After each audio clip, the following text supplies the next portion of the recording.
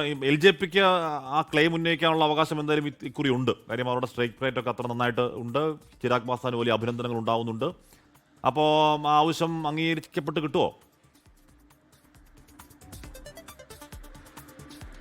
Very good morning Hashmi and Christina. Hashmi സൂചിപ്പിച്ചതുപോലെ തന്നെ ഇത്തവണത്തെ തെരഞ്ഞെടുപ്പ് ഫലം നമ്മൾ നോക്കുമ്പോൾ LJPക്ക് ഉപമുഖ്യമന്ത്രി സ്ഥാനത്തിലേക്ക് അത് അർഹതപ്പെട്ട് തന്നെയാണ് അവർ ആവശ്യം ഉന്നയിക്കുന്നുണ്ട്.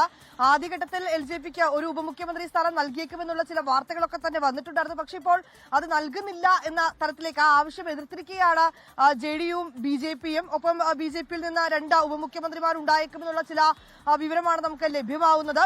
ഒപ്പം തന്നെ ഒരുപക്ഷെ ഒരു ഉപമുഖ്യമന്ത്രി വനിതയാകാനുള്ള സാധ്യതകളുണ്ട് എന്നൊക്കെ കഴിഞ്ഞ ദിവസങ്ങളിൽ ദേശീയ മാധ്യമങ്ങളൊക്കെ അത്തരത്തിലേക്കുള്ള ചില വാർത്തകളും നൽകിയിട്ടുണ്ടായിരുന്നു. ഒപ്പം തന്നെ സ്പീക്കർ സ്ഥാനത്തിനായി JDUവും ഒപ്പം തന്നെ BJPയും ആവശ്യം ഉന്നയിച്ചിട്ടുണ്ട്. ഇക്കാര്യങ്ങളിലും ചർച്ചകൾ അന്തിമഘട്ടത്തിലാണ്. അതിനിടയിൽ തന്നെ പ്രത്യേക നിരീക്ഷകരെയൊക്കെ തന്നെ നിയോഗിച്ചിട്ടുണ്ട്. ഇക്കാര്യങ്ങളൊക്കെ തന്നെ ചർച്ച ചെയ്ത് തീരുമാനിക്കുന്നതിനായി ഇന്ന് NDAയുടെ നിയമസഭാ കക്ഷി യോഗം ചേരുകയാണ്.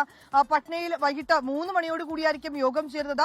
ഈ യോഗത്തിൽ കക്ഷി നേതാവായി നിതീഷ് കുമാറിനെ തെരഞ്ഞെടുക്കും. ശേഷം അദ്ദേഹം ഗവർണറെ കണ്ട് രാജി സമർപ്പിക്കുകയും സർക്കാർ രൂപീകരണത്തിനുള്ള അവകാശവാദം ഉന്നയിക്കുകയും ചെയ്യും. നാളെയാണ് NDA സർക്കാരിന്റെ സത്യപ്രതിജ്ഞ നടക്കുന്നത്. വിപുലമായിട്ടുള്ള പരിപാടികളാണ് സത്യപ്രതിജ്ഞാ ചടങ്ങുമായി ബന്ധപ്പെട്ട് ഒരുക്കിയിരിക്കുന്നത്. അതിൽ പ്രധാനമന്ത്രി പങ്കെടുക്കുന്നുണ്ടാവും. ഒപ്പം തന്നെ NDA ഭരിക്കുന്ന സംസ്ഥാനങ്ങളിലെ മുഖ്യമന്ത്രിമാർ, BJP നേതാക്കളൊക്കെ തന്നെ സത്യപ്രതിജ്ഞ ചടങ്ങിൽ പങ്കെടുക്കും. അങ്ങനെ വിപുലമായിട്ടുള്ള ഒരുക്കങ്ങളൊക്കെ തന്നെ മറുവശത്ത് തുടരുകയും ചെയ്യുന്നുണ്ട്. അതിനിടയിലാണ് ഈ അവസാനഘട്ട ചർച്ചകളൊക്കെ തന്നെ നടക്കുന്നത്.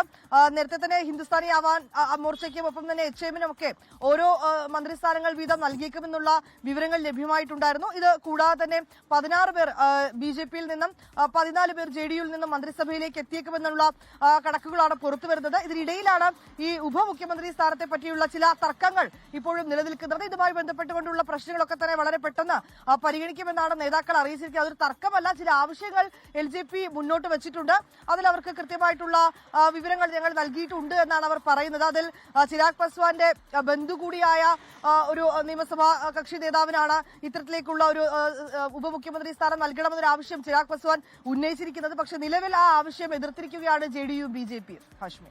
ഓക്കെ വിനിത, അവിടെ എന്താണ് തണുപ്പിന്റെ അവസ്ഥ എങ്ങനെയാണ്? മാലിന്യത്തിന്റെ അവസ്ഥ എങ്ങനെയാണ്? പുകമഞ്ഞിന്റെ അവസ്ഥ എങ്ങനെയാണ്?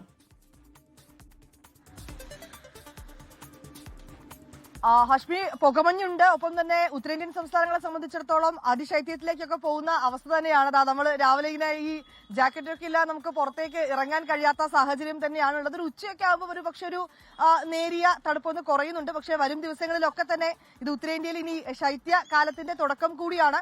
പുകമഞ്ഞുണ്ട്. നമുക്ക് പിന്നിൽ ദൃശ്യങ്ങളിലൊക്കെ കാണാൻ കഴിയുന്ന പോലെ തന്നെ പൂർണ്ണമായും ഒരു ഭാഗത്തേക്കൊക്കെ ഇത്തരത്തിലേക്ക് മഞ്ഞിങ്ങനെ മൂടി കിടക്കുകയാണ്. രാവിലെയൊക്കെ യാത്രയൊക്കെ ചെയ്ത് പോകുന്നവർക്കൊക്കെ ഈ ദൃശ്യപരിധിയിലൊക്കെ ചെറിയ ബുദ്ധിമുട്ടുകൾ നേരിടാനുള്ള ഒരു സാധ്യതയുമുണ്ട്. വായുമലിനീകരണം അതിരൂക്ഷമായി തന്നെ തുടരുകയാണ്. ഹാഷ്മി. യെസ്, പിന്നീടാണ് ഡൽഹിയിൽ നിന്ന് കാര്യങ്ങളൊക്കെ പറഞ്ഞത്.